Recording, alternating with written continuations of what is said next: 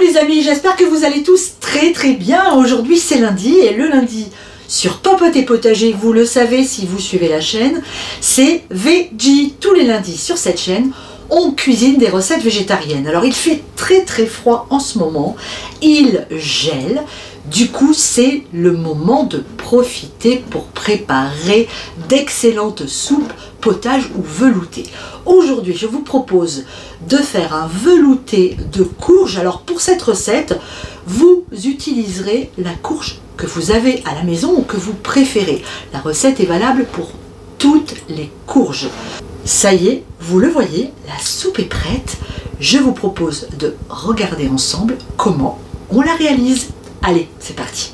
Donc là les amis, je vais utiliser une courge qu'on a récoltée, écoutez bien, en novembre 2023. Regardez, alors j'ai toute cette partie là que j'ai enlevée qui commençait vraiment à s'abîmer, à ramollir.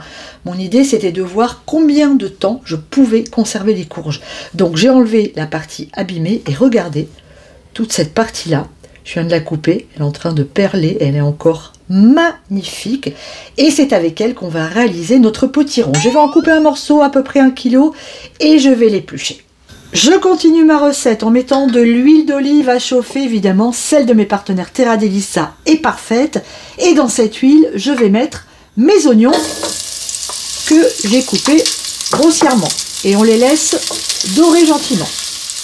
Maintenant je vais venir tailler ma courge en morceaux. Alors, voilà, on fait des jolis morceaux de courge comme ça, c'est parti. Mes oignons légèrement dorés, je viens maintenant ajouter mes morceaux de courge dans ma gamelle.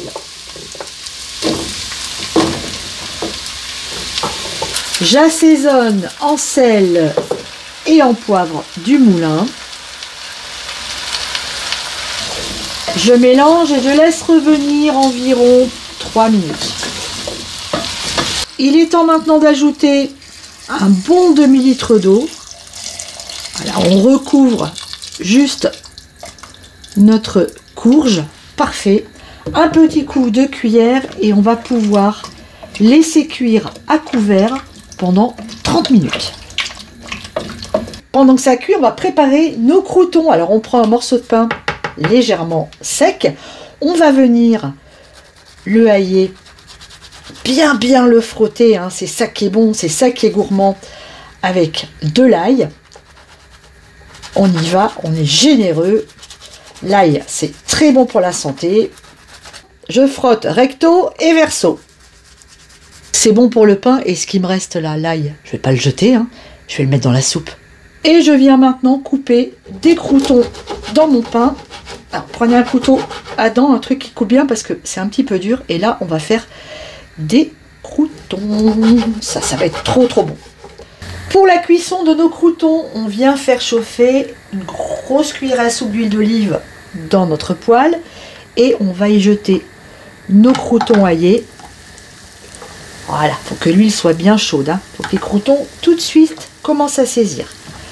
Allez, on va les laisser rissoler quelques secondes.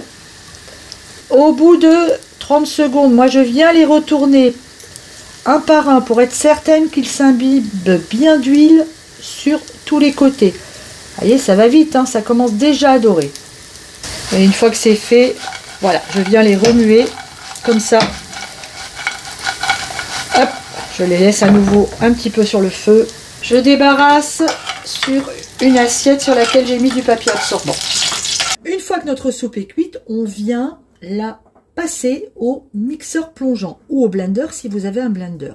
Une fois que c'est fait, on ajoute une belle rasade de beurre demi-sel ou de beurre salé. On laisse fondre notre morceau de beurre. J'ajoute maintenant la crème fraîche entière et je remets un tour de mixeur plongeant. Regardez les amis, ce velouté comme il est appétissant. Alors on va le déguster ensemble comme d'habitude avec un magnifique crouton à l'ail.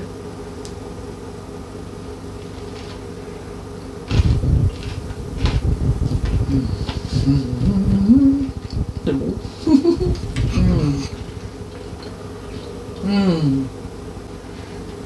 C'est délicieux. C'est tellement bon.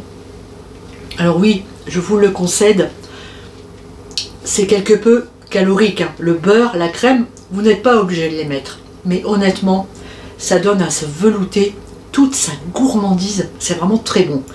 Autre point important, comme vous avez mis du beurre et de la crème, faites attention, il va se garder, allez, 48 heures au frigo, il faut le manger assez rapidement.